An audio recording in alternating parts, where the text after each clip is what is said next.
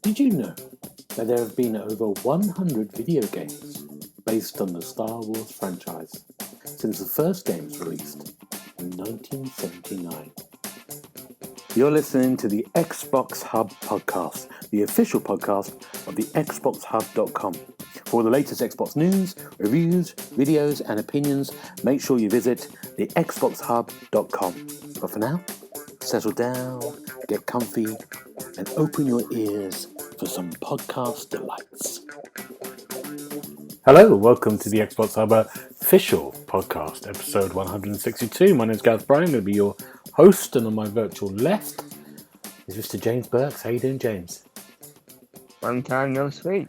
I know. It's been a couple of years. Back. It has. I've aged. Not quite as much as you, but I'm getting there. Very good. Straight away in. On my virtual left is Mr. Darren Edwards. How you doing, Darren? Hello. Glad to be on the left as well. I'm very well, thank you. How are you? Good. I'm very good. And on my virtual opposite is Mr. Richard Dobson. How you doing, Richard? Hello, I'm good. The good thing about being on the virtual opposite is I know which position I'm in because I'm the last one to be introduced. There you go. There we go. Good. Gentlemen, what have we been doing this week? James, what have you been doing for the last couple of years since you've been on? Well, it's been very exciting. I've been watching lots of musicals and westerns. Oh. But there's a reason why. My nan has been here quite often because she had an operation recently. So I've had the delight of entertaining her with Elvis Presley films, Mamma Mia, Sound of Music. It's been fantastic. Wow. As you can tell, it's a delight to watch it. Brilliant films. Have you been singing along? No, I put my headphones in and watch Netflix on my laptop. Which leads me to my next quick point, is that you should all watch The Glory on Netflix. It's a brilliant revenge thriller about this girl who's bullied at school, and she spends the rest of her life planning the demise of the bullies as she takes them down one by one. And it's really clever in the way she does it. It's Korean, so it might not be for everyone. But yeah, it's a very entertaining 16-episode thriller, which I'd recommend. Okay, The Glory. 16? Yeah. Wow. That seems a lot nowadays. Yeah, an hour. That's a long watch, but it goes by pretty quickly. Wow, there you go. The Glory and musicals. I wonder what James will be watching next week. Okay, good. Darren, what about you? What's your week been like? So before The Glory, mine was the opposite of the musicals. We went to see Evil Dead Rise the other night, and it was really good, really good. So they rebooted Evil Dead a few years ago, and it had mixed reviews because it was quite straight-edged. This one is still a horror, but the Deadites have still got their trademark kind of bantery sense of humour as well. And I think it's Alicia Sutherland, the lead. She's brilliant. She absolutely owns the role. And it was really, really enjoyable. I won't spoil it, but it kind of leads you into thinking it's going to be one thing, and then it turns it on its head. And it was going to go to HBO Max originally, I think. And after positive test screenings, it made it to cinemas, and it's doing really well. So we really enjoyed that. And then saw the parents for the first time since Christmas. They came up, so we just went for a walk in the rain, then went to the pub instead. Yeah, not a bad week, really. Oh, good. Who's the lead, you said? What's she been in before? That's a good question. I have no idea. Okay. But after we went to see it, I had a look at her Twitter, and she'd posted quite a few like behind the scenes makeup shots and stuff, and she's brilliant. Like, if you're even a fan of old Evil Dead or new Evil Dead, go and watch it because it's a proper Evil Dead film. Good. Okay. Richard, how about you? What's your week been like? Well, since as Paul's not here, I think it's my turn to have a bit of a rant about work. So yeah, obviously 3 years ago COVID happened and everyone was told to work from home, blah blah blah. We'd kept the business going, so I guess we'd done a good job, all of us working from home.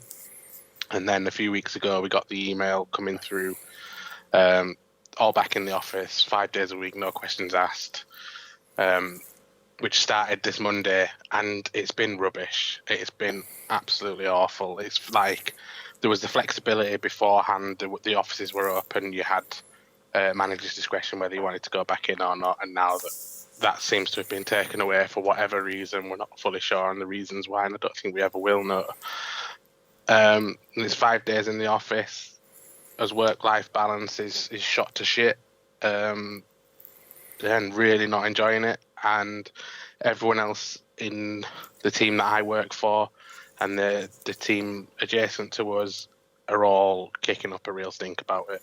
But it's fallen on deaf ears, unfortunately.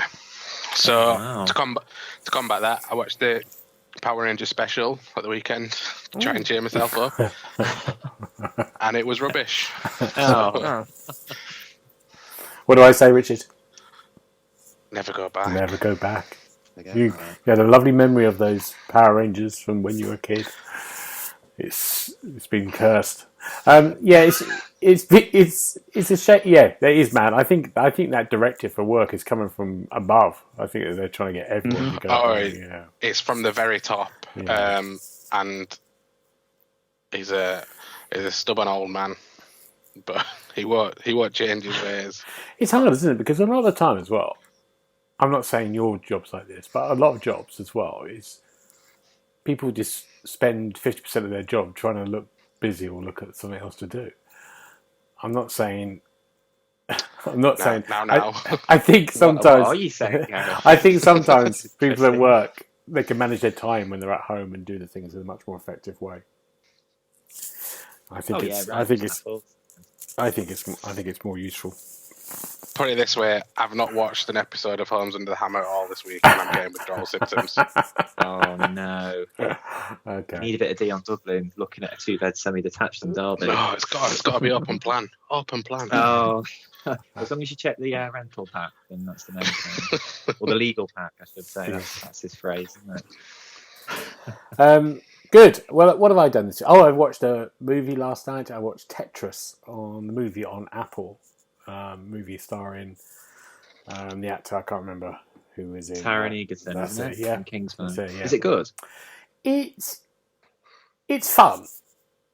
What's so nice about it? For gamers, it's really quite nice. So it tells a story of this person who run a company, a games publishing company, had a game called Go or something, and then he went to the first where EGX is now, wherever it was, and he's there. And this person was selling Tetris, and he bought the rights for Japan, but at the same time, the rights were sort of sold from the Soviet Union at the time, when it was made by this one program, and it was sold to this one sort of dodgy camera, and to the Mirrorsoft, which was the Daily Mirror by Robert Maxwell at the time in the 80s, and his son, who had a publishing company called Mirrorsoft, who did loads of stuff actually up to about 2000.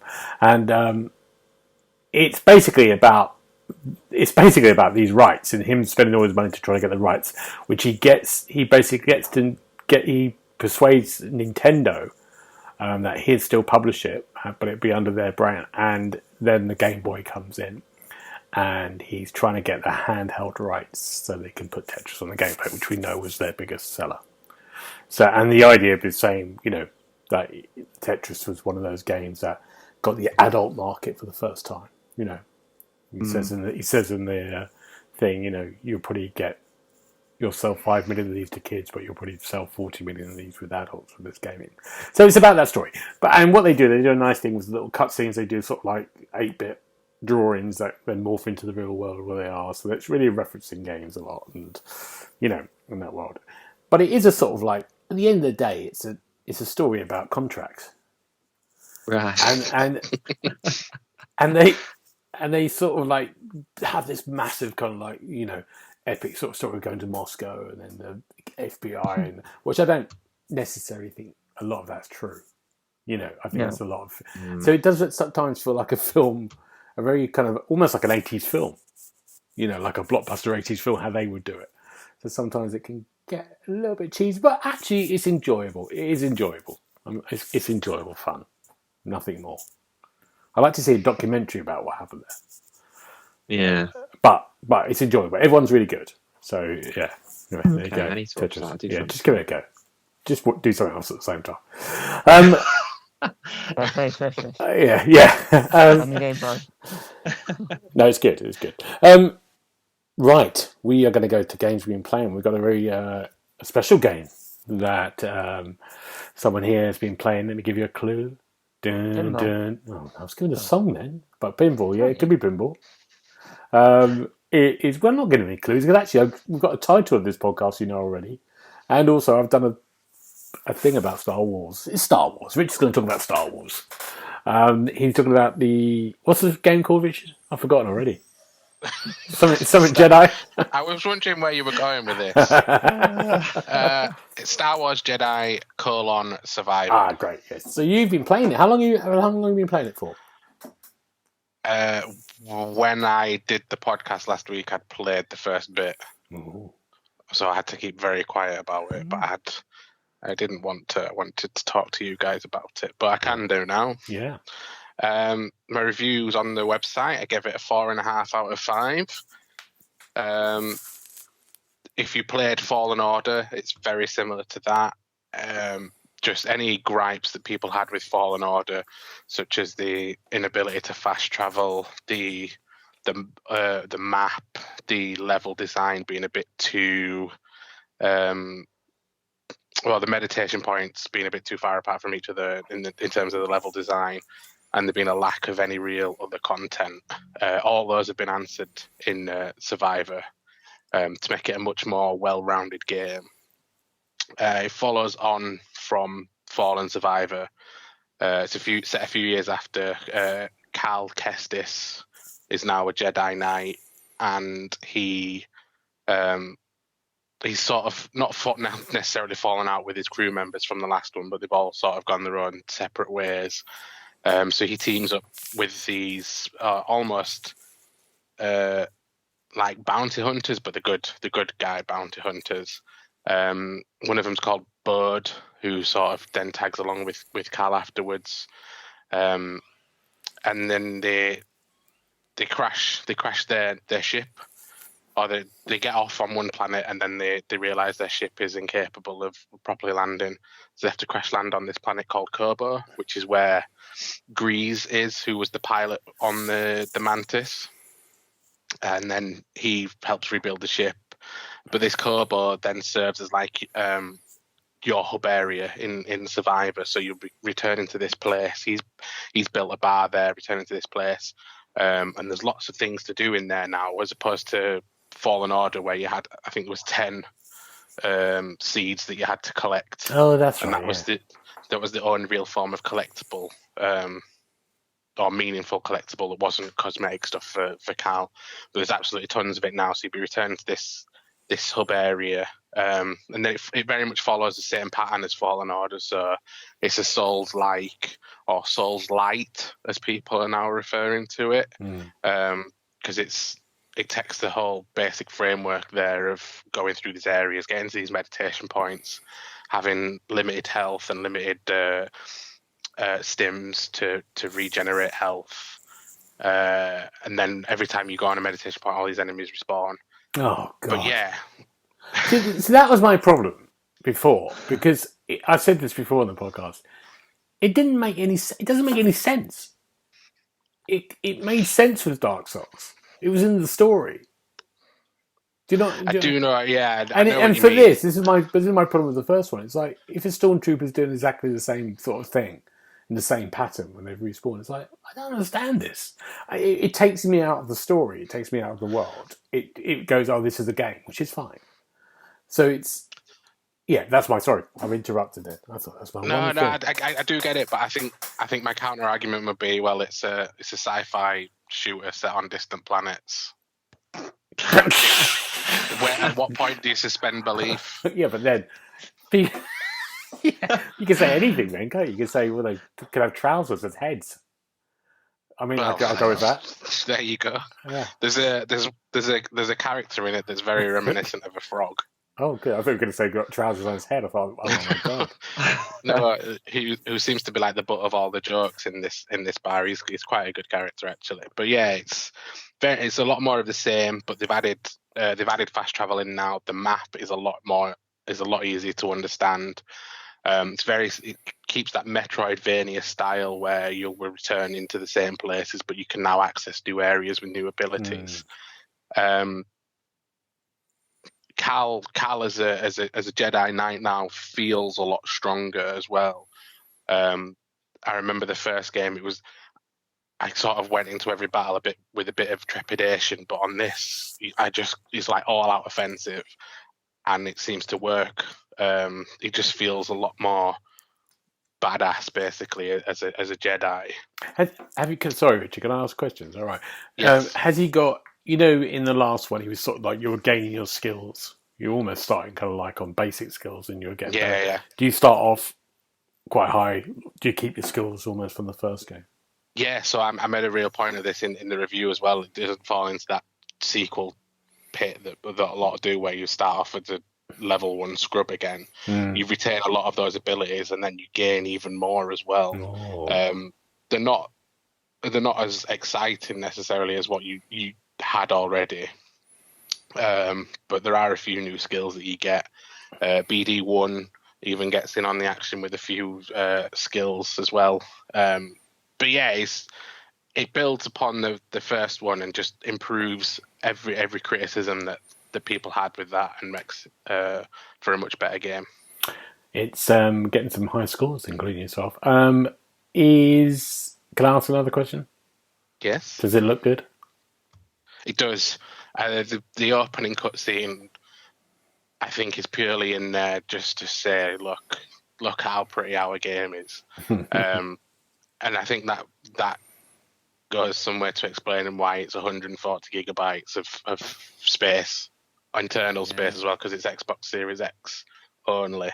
But we have in the news section something to discuss about that, so I won't go into that too much. It's how much? 144 gig?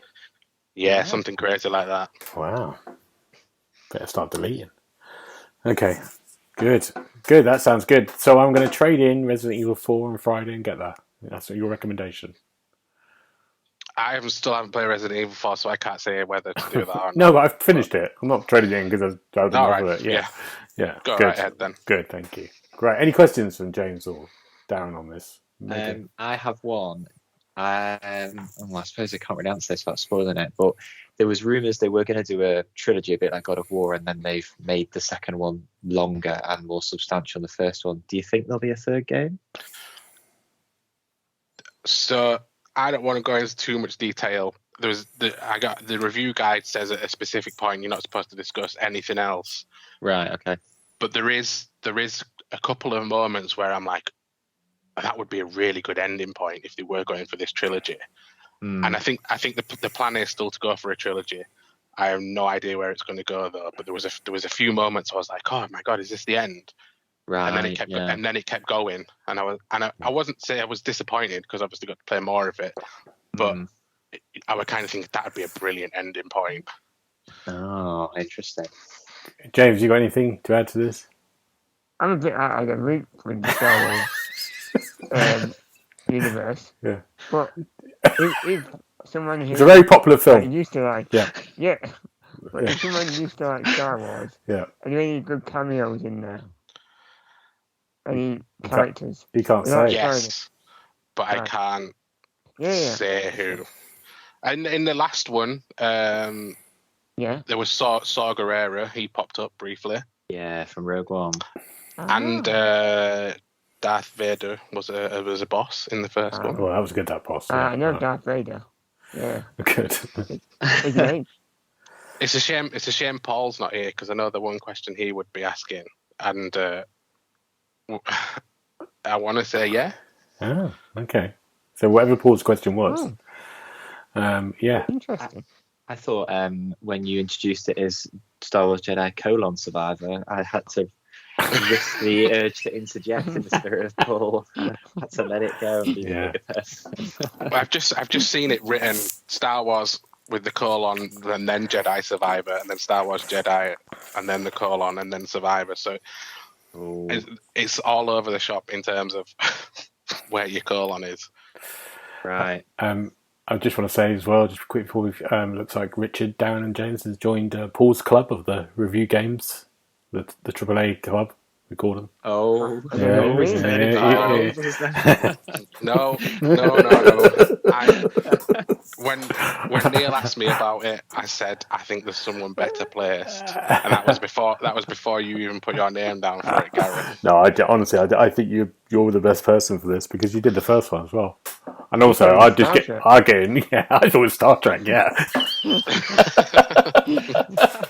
yeah, you're much better placed for this, and it's good. It's a very good review. So read it on the site. Now, who is next? It's good. So that's our Star Wars. Looking forward to that. It's coming out on Friday. Read the review, and let's go to Darren next. Darren, what have you got? Your first game.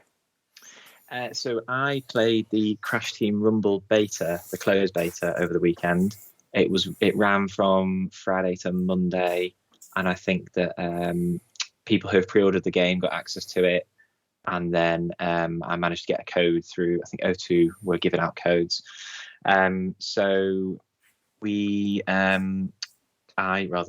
jumped on, and it was interesting because people have been comparing it, saying, "Oh, it's going to be Crash Bash remade, like Crash Team Racing was," but it actually feels quite different. Whereas Crash Bash was more of a Mario Party kind of competitor with lots of mini games. This has got a bit more meat on the bones, good and bad elements. So the game in the beta was it was basically like you grab one per fruit and have to take it back to base and bank it, and the first to collect so much fruit wins. And it's 4v4. There was a few battlefields to play and a few characters you could play as and unlock.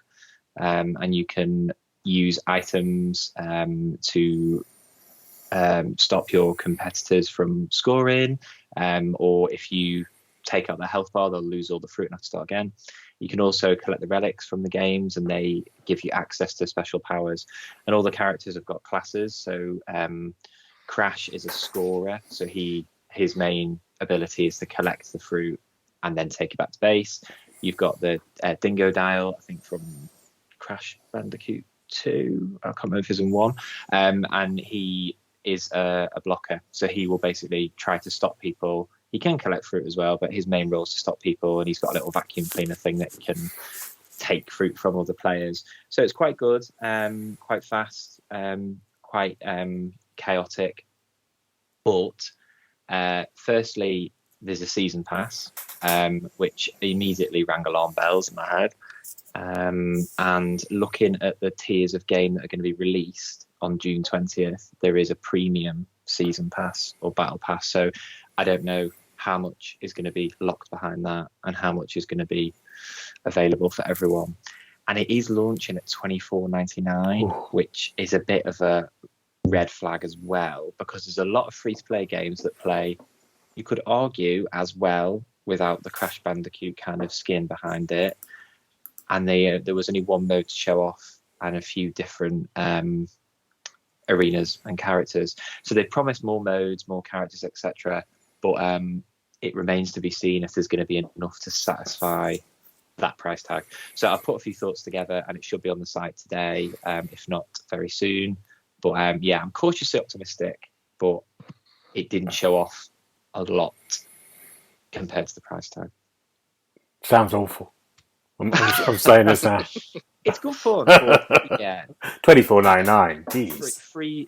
If it was freemium, if it was free to download, and then you could buy extra stuff. Yeah, like a battle pass. It'd be a bit less risky. Makes but at the moment, I might be wrong. It might release with loads of content, but at the moment, it does feel a little bit meager for the price. Yeah, but it's only a base one. Yeah, we'll see. Good, James. What have you got? Well, I'm glad I don't have to follow Star Wars. You're following Crash Team Rumble Beta. There's a lot more. I'm much more happier. So, I've been playing Kingdom Rush Frontiers. Now, this is a game that came out a decade ago on mobiles. Right. So I was a little bit apprehensive, thinking this is going to be awful. It's a tower defense game. And actually, it stands the test of time pretty well. It's, well, if you know what a tower defense game is, you have these towers, and you have to defend a route. And that's the game, really. Any questions? Are you reviewing this? I reviewed it. Oh, have you? Yeah. Right. So basically, there's 4 different towers. Yeah. You got your magic, your artillery, barracks, and artillery. I don't know the 4th one. I forgot.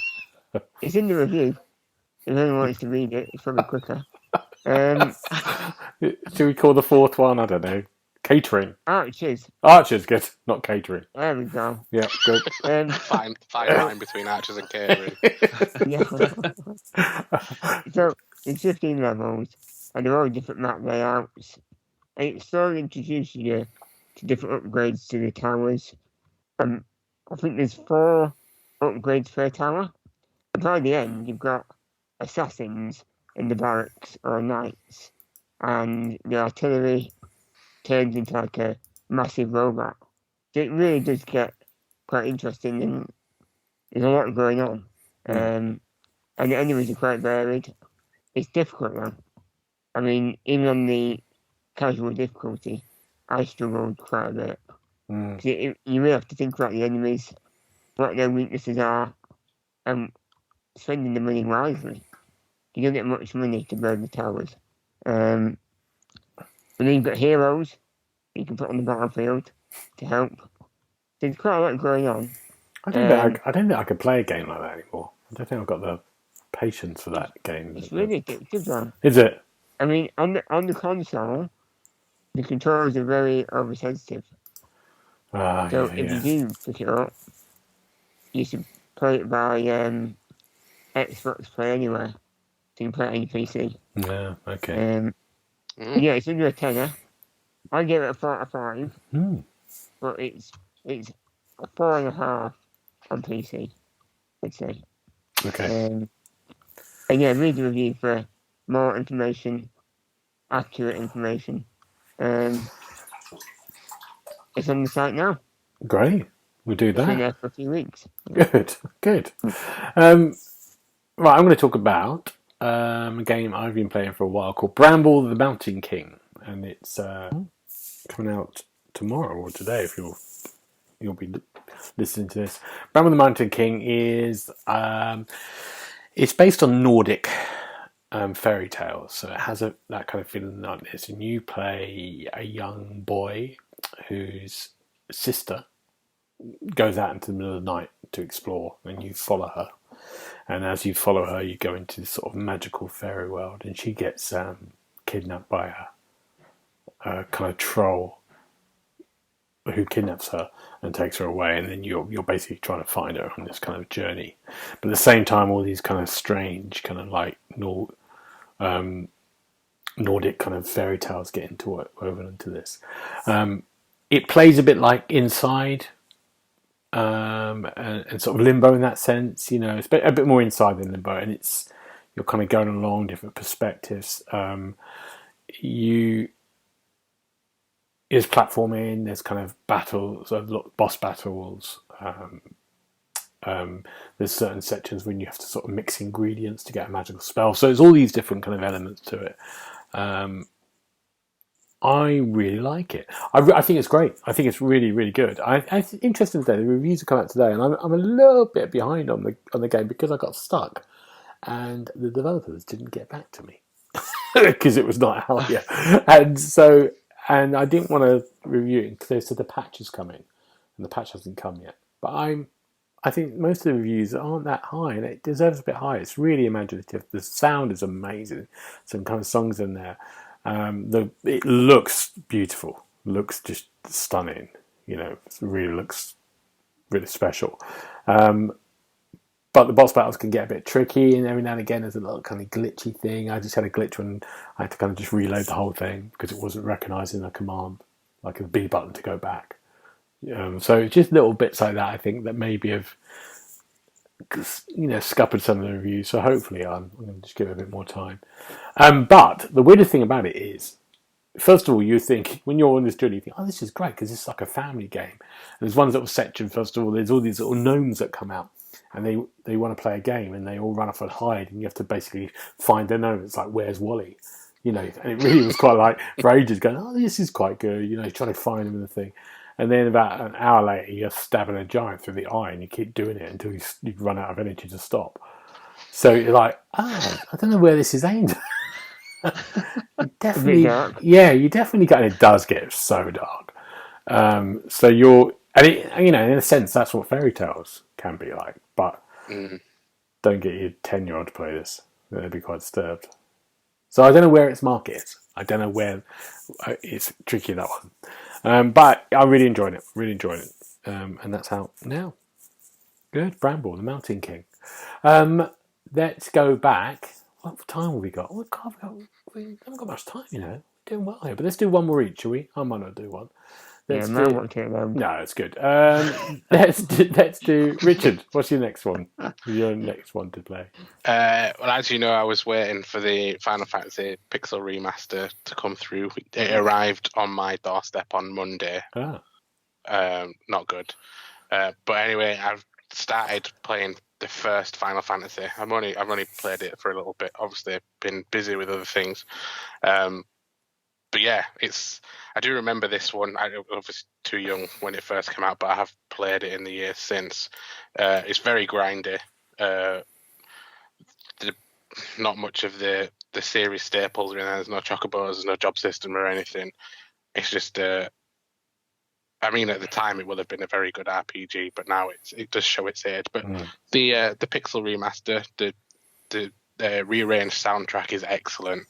So you can have the choice between the original 8-bit soundtrack or a rearranged one. And the rearranged ones, I've had to listen to a couple of them now, and they all sound excellent. So yeah. And they've added a new font in, which seems like such a trivial issue, but when these launched on Steam and mobile, they had a very modern font, and it didn't look right at all. But they have added a pixel art font in. It's still not the original one by any means, but it does fit in more with the UI of the others. So yeah, been playing through that a little bit. Oh, good. Okay, Final Fantasy 1. Wow, I don't think I've ever played the third. I think I only started on 7 like everyone else. Yeah, I think. Am I right in saying, Richard, you'll know that the original Final Fantasy was called Final Fantasy because Squaresoft were facing bankruptcy, and it was like their final roll of the dice, and then it did really well. And that's more games. Oh, wow. That's why it's called that. It was like their last roll of the dice. And now it's the 16th Final Fantasy is out in June. I love that story. And I think was the first 2 or 3 were Japan only until they were released over here a bit later. I think. So if I'm right, this one was Final Fantasy was released in the West. Right. Final Fantasy 6 though is called Final Fantasy 3 originally in North America. That's right. Yeah. Because they missed a few out, and I'm not sure exactly how it works. But some of those released in America, but not all of them released in Europe. But obviously they all released in Japan. It's very confusing.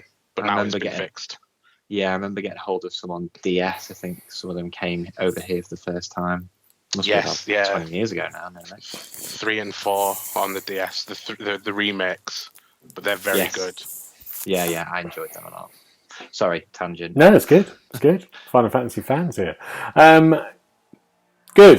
Darren, what have you got? What's your second one? So I reviewed 2 Point Campus last year, which was the kind of sequel, if you like, to 2 Point Hospital, which was the spiritual remake of Theme Hospital from many years ago on PC. Yeah. And there's a couple of DLC packs. So one of the reviews is live for Space Academy, and the second one I'm playing is School Spirits, which is like a spooky one released in March though, and it's very Halloweeny. So, but yeah, really good. It's kind of more of the same, really. So new classes that you can subscribe to students to, new campuses that you can run, all dressed in the lovely kind of animated world of 2 Point.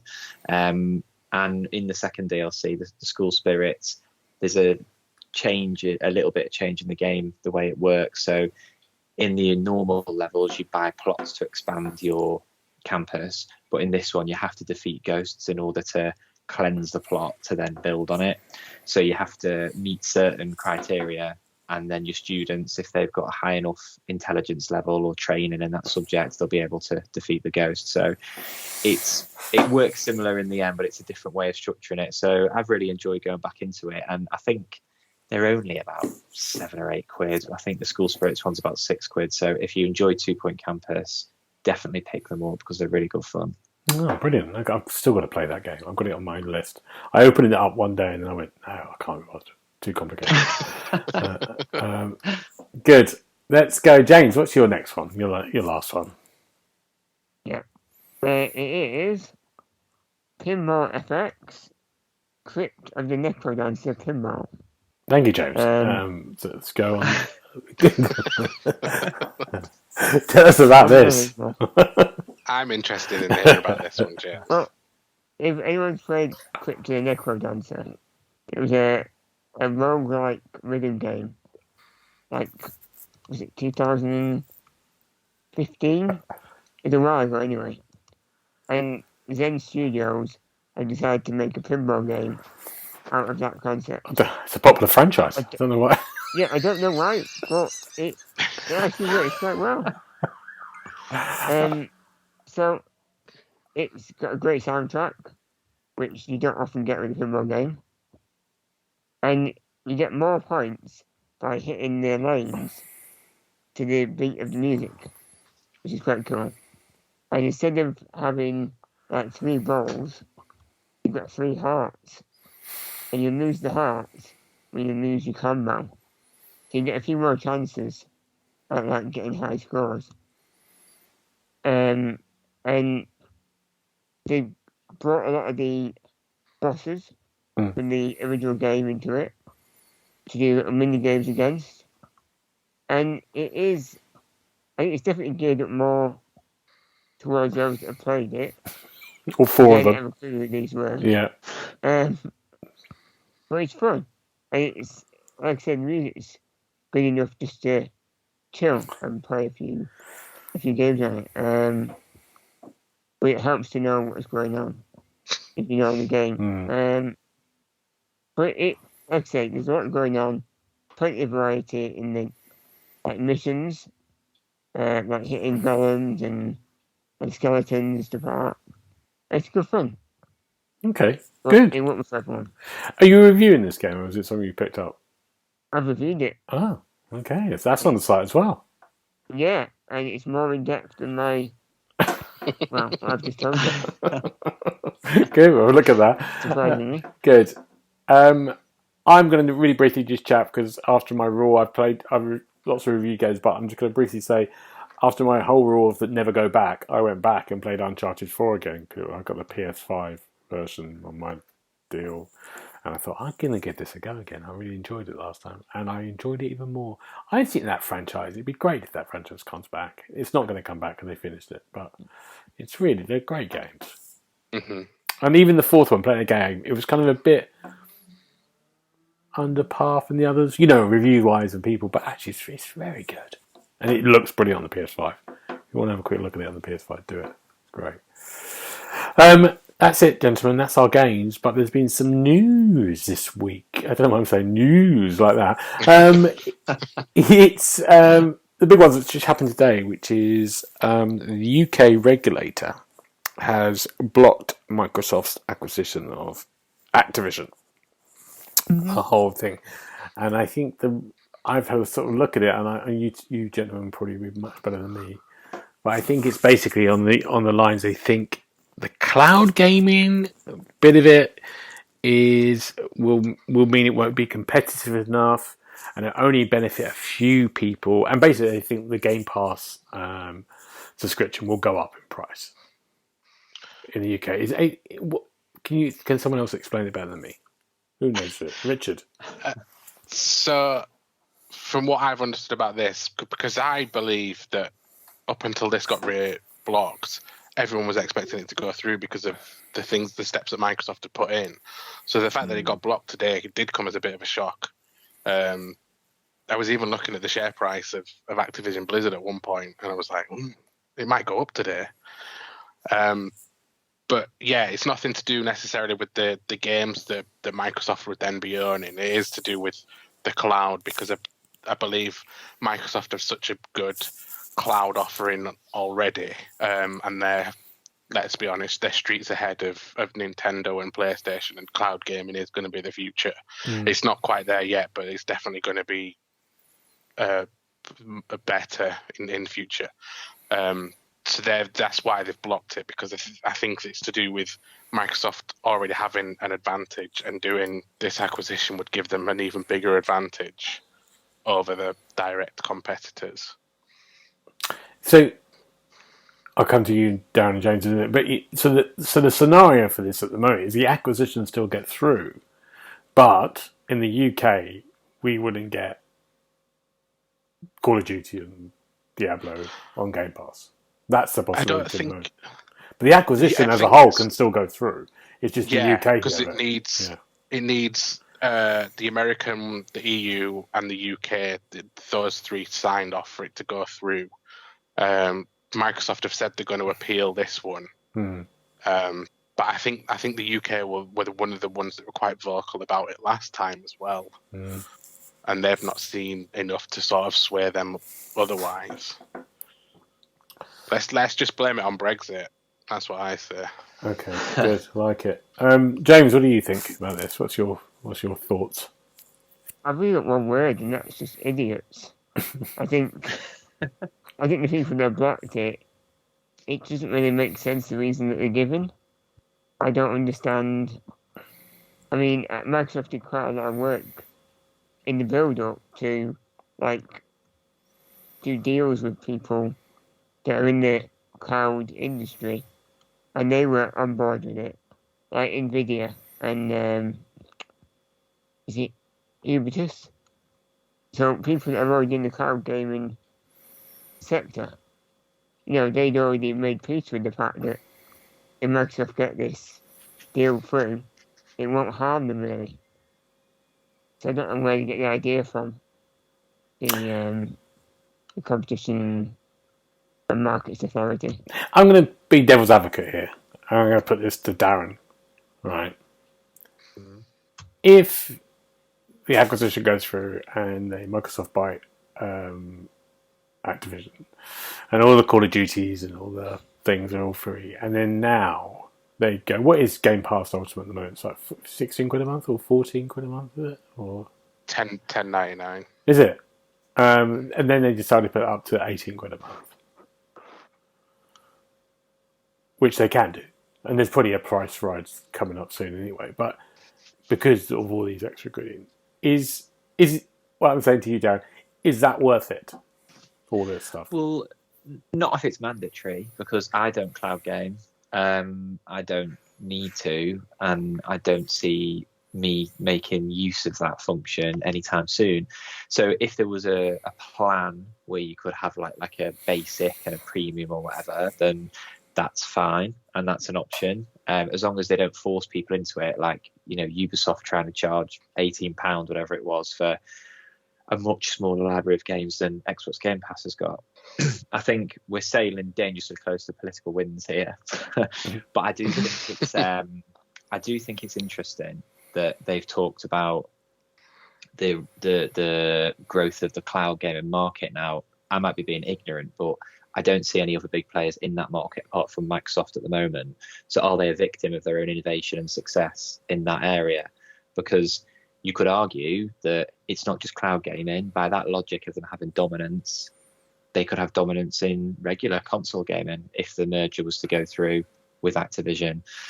So I personally don't think, for the reasons they've given, it's the right decision. It's interesting that obviously it's not going to end there, because Activision and Microsoft are very much aligned on it, want the deal to be done, so they're going to be putting in an appeal. So it's not good news for Microsoft, and it's not the case closed, but it is going to kick it into the long grass. I think it's going to be quite a lengthy process. Yeah. Well, maybe they make a film about it. It's good. It's another film about contracts. They might do. Contract law. Contract law. Yeah. I think they need to have it wrapped up by July, though. Otherwise, they're going to have to. I think Microsoft owe Activision Blizzard $3 billion just for wasting the time. Right. Wow. Wow. Okay. Fine. Let's just move on to another little thing. There's sort of like conflicting reports about Xbox and Microsoft. I think Microsoft has done a report saying gaming revenue's down by 4%, and there's been a little bit of a struggle between Series X and S sales. But then I saw something conflicting against this today, saying, "No, it's all gone up. They're fine. It's all double that." So you don't know. Again, it's sales things, isn't it? What do we think about this? Do you think there is a? I mean, we're in a financial crisis at the moment, aren't we? Really? Yeah. So it's Everyone's just poorer. yeah. So you're not going to Sales go. are going to go down. Yeah, you're not going to go and buy a Series X or an S if now they're available, are you? It's not going to be. I think as well. You're not buying a Series X and Series S at the moment because there is a sense still there isn't any gains for them that are not on the Xbox One. Is that fair? I think as well, Microsoft and I mean, I know that you're saying that the sales and numbers of consoles have gone down, but Microsoft haven't positioned themselves that way for quite a long time. It goes back to the cloud gaming thing. They want subscribers to Game Pass. At the moment, I think you can play Game Pass on Samsung TV, so it's out there now. I prefer just having something under my TV, and that's one of the main reasons why I've got a console. But a lot of people are already looking elsewhere. There's the Game Pass app on phones and everything, and as long as you've got a controller, I don't even think it needs to be Microsoft proprietary controller. As long as you've got a controller, you can play Xbox on phones on certain TVs now. So consoles not selling as much as they want, I don't think it's a big issue for them anymore. Okay. Yeah. Okay. Darren, James, you agree with that? I do. I think they have changed the model to a degree in terms of what they're going. Oh, I lost you, Darren. They've been questioned about their workings out, and is Game Pass really gonna? Sorry, I lost you for a second. Oh, you're back. Oh, right. Sorry. There's been questions around the working for a while in terms of does Game Pass generate enough revenue that's going to cover the loss in selling standard units in the traditional way of people going to shops and buying them. So there is that side of things, and also there is a lot of noise, whether you agree with it or not, around the lack of first-party titles, and Phil Spencer has kind of acknowledged that. So whether you think there's plenty of games, there's not enough games, there is a narrative out there that still Xbox doesn't have enough first-party games. Potentially why this Activision deal is so important for it to go through, a bit like Bethesda. So it is a complex picture. I think we need more time to see if it's going to be any sort of long-term damaging effect to them. But with Microsoft behind them, the company as huge as it is, I'm sure they can weather out the storm and kind of find revenue from different places. If it's not consoles, then it'll be Game Pass, cloud, whatever it is. Good. James, you agreeing with this? Yes. Good. Thank you, James. Yeah, I mean, it's interesting, isn't it? I think the game thing is kind of interesting in this moment because I think, Star Wars Jedi Survivor is, you said, Rich, is Xbox Series SX only, isn't it? Yes. And that's the first third-party game. Not that it's not the first one, but it's a really big game, isn't it? It's massive. It's everywhere. It's advertised everywhere. It's on the thing, and that's the big thing of going. Actually, if you want to play this, you need your now gen console, and then from next week we've got Redfall on the big first one of Bethesda's thing. So yeah, maybe all that will change when things is going all the way to summer and then into Starfield world. Good. Star Wars Jedi Survivor. Let's talk about Star Wars Jedi Survivor. Let's talk about this download business. What's the deal with this? How much is it? 140 what? Yeah. Is it 144? I think. It's 140. But rather than shipping it on 2 Blu-ray discs, which could hold, I think they're about 80 to 100 gigabytes each of data that they can hold. So you would need 2 discs. They've only shipped it on 1 disc, and you need this download to be able to play the game, Right. which is defeating the object of physical media. Yeah. Then, if Neil was here, Neil would say physical media is dead, and it's all about Yes, he would. downloads. And he'd be wrong. And he'd be wrong, Darren, would he? Well, we had this debate a couple of years ago when they released the Microsoft All Digital Edition. Remember that? Of course you don't, because it was rubbish. So Richard alluded to it earlier. You know, you want it in the same way with it works with software as does with hardware. Like, I still want a console to the telly. Although I don't buy physical as much as I used to, there's certain things that I would like to have physical copies of. And I think that, you know, I miss the days when you can just put a disc in a drive and play it. Like, even with the 1 terabyte hard drive on the Series X, you still can't get an expansion without having to go down the official route and pay hundreds of pounds or whatever it is. So, you know, there is an issue of storage. It's always a problem. The technology is always lagging behind the needs in terms of storage of the players and the games that are coming out as we jump from generation to generation. Why EA decided to have it part physical, part download, though, is a complete mystery to me. Either make it digital only if you're brave enough, or put it on 2 discs. Back in the day when Resident Evil 4 first came out, on the tiny GameCube discs, it had 2 because they couldn't fit it on the first one. So, yeah, I don't really understand what they've done with it. I think it's a bit of a strange one. Yeah, James, it's hard, isn't it? Because you're always, I mean, you keep stuff. It's always having to delete, and that's going to get worse, isn't it?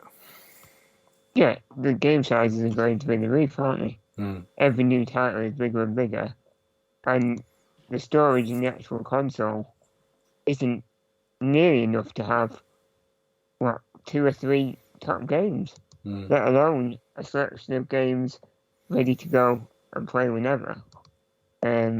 Which is where if you had discs, you put the disc in, if there's no downloads, away you go. It doesn't matter about storage. It should be.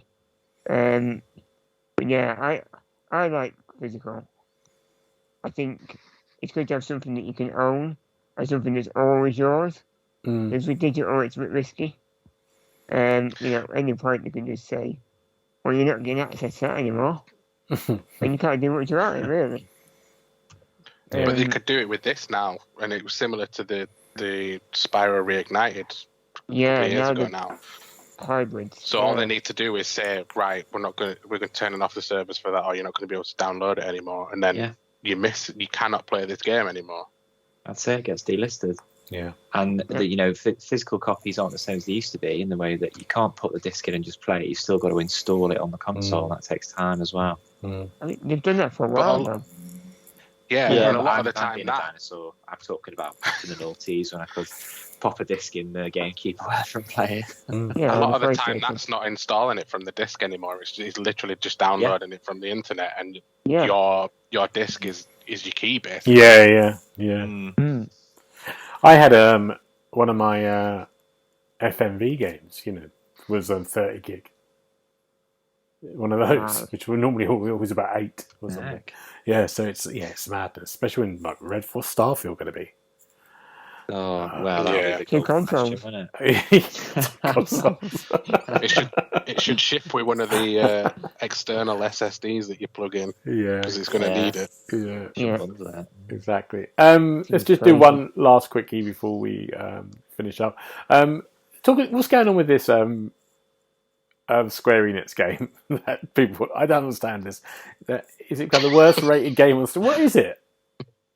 Richard, you know about this? I submitted this because Darren put on about the AI, and then it reminded me of the story this week. So the game, the Portopia Serial Murder Case, is apparently a really old Square Enix game that was like a forerunner for visual novels, point and click, and choose your own adventures. So they've remade it, but they've put in, well, they've sort of put an AI engine into it, so that you're, rather than being able to work out through because you type in, so you've only got limited commands on the original version. They've put this AI engine in so that you're allowed to ask much more open questions and get responses. But then what they did was they basically took that AI engine out because it was throwing up risque answers. But then they've still launched the game, and now it's the worst reviewed Square Enix game on Steam. But I don't know why they've still left it on there. Is it still there? I thought they were taking it off. No, they've taken the AI engine out, but not and left the game on there. That's mad. So you're basically playing this game that now doesn't understand any commands, pretty much. It's gone backwards. Unbelievable. Oh, great. Oh, They're having a great time, Square Enix, with these little experiments, aren't they? No. Just continually shooting themselves in the foot. If I wasn't so in love with the company, it would be hilarious to watch. Yeah, good. Gentlemen, thank you very much. We can have a deeper discussion about AI next time when you're all on. What are we looking forward to next week? Darren, what are you looking forward to? We've got a couple of friends coming over in a couple of days, so just looking forward to catching up with them. Otherwise, it's pretty much just work, really. Okay. Oh. Richard, anything better for you? It's my first wedding anniversary on the weekend, so we're going to Chester, and then we're going to pop into Wales and visit Wrexham and buy ourselves a couple of Wrexham football shirts because we are now official Wrexham fans. Did you watch it on? I watched the game once. It was amazing. The last few. Yeah, it's so good. It was good, isn't it? Yeah. And what's the first wedding? Is it paper? It is. So okay. I've used the card and said, right, well, I've got your card. And I'm using that as a present as well. Unbelievable. Brilliant. 2 birds, 1 stone. Yeah. Wow. James, what about you? Any money saving tips? Like Richard? Yeah. Turn the heating off, turn the lights off. Good. What are you looking forward to next week? More musicals? Probably Mamma Mia team. 7 by 7 Brothers. Anything with John Wayne. Great, yeah, good. Can't wait. Good for that. I'm looking forward to Redfall. It's weird, Redfall. Is that coming out next week on the 2nd of May? No one's really talking about it. Have you noticed? Yeah, I forgot. I did. Yeah, I did as well. Yeah, Yeah, it's good though. Is it? No hype. It could be better than it expected then. It's only in 30 frames per second though. Yeah. Oh no, forget it then. Waste of time. Why is it 1 gig? 1 gig download. Fucking download, yeah. But it is a bit weird. I don't know when the review's out for it. We haven't got a copy yet, have we? So yeah, it's we might have it. Yeah, we might. Oh, Paul might have it. Yeah, Paul might have it 4 years ago. Yeah. I think he's financed it to completion. He likes it that much. Right, gentlemen. Now, if we need to find you, where can we get hold of you? Richard, where can we get hold of you? I'm on Twitter and Instagram, and my handle is @Dobbo1912. Darren, what about you? I'm on Twitter, and my handle is @27Darren. And James, what about you? I'm on Twitter and Instagram, and my tag is @OKUKO. Good. You'll find me on Twitter and Twitch at GB Briley. But for now, gentlemen, we'll see you next time. Bye-bye. Bye-bye. Bye-bye. You've been listening to the official podcast of TheXboxHub.com. You'll be able to find all the notes of this show at www.TheXboxHub.com/podcast. You can also check out our social feeds on Instagram and Twitter @TheXboxHub and search for The Xbox Hub on Facebook.